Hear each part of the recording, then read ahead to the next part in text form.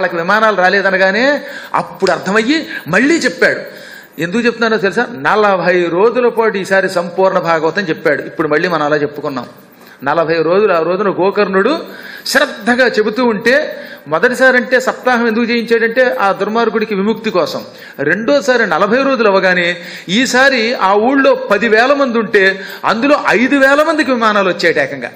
అంటే ఈసారి రెండోసారి సంపూర్ణ భాగవతం వినడానికి ఈ 40 రోజులు 5,000 మంది వచ్చారన్నమాట. అప్పుడు ఆయన వాళ్లతో కలిసి వైకుంఠానికి వెళ్ళాడు. అక్కడ చెప్పారు, ఎంత శ్రద్ధగా వింటే అంత తొందరగా భాగవతం మనల్ని తరింపజేస్తుంది. మీరు అదృష్టవంతులు. ఈ మాట ఇప్పుడు మళ్ళీ ఎందుకు చెప్తున్నానంటే, 40 రోజులు ఇక్కడ విన్నారు. వినలేని వాళ్ళకి మళ్ళీ పురాణాన్ని ఆడియో రూపంలోనో వీడియో రూపంలోనో టీటీడీ వాళ్ళు ఇస్తారు, ఇక్కడ హరిగారు ఇస్తారు.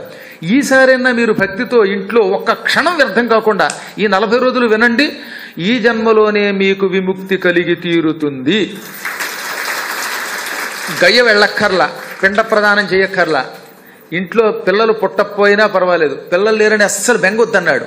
భాగవతం విన్నవాళ్ళు పిల్లలున్నా లేకపోయినా, అసలు మగపిల్లలు లేకపోయినా, కర్మకాండ ఎవరూ చెయ్యలేకపోయినా, మనంతటా మనం ఎక్కడైనా శరీరం విడిచిపెట్టినా ఈ భాగవతాన్ని, సంపూర్ణ భాగవతాన్ని శ్రద్ధగా ఈ చివరి నుంచి ఆ చివరి దాకా విన్నవాడు ఈ జన్మలోనే మోక్షం పొంది తీరుతాడు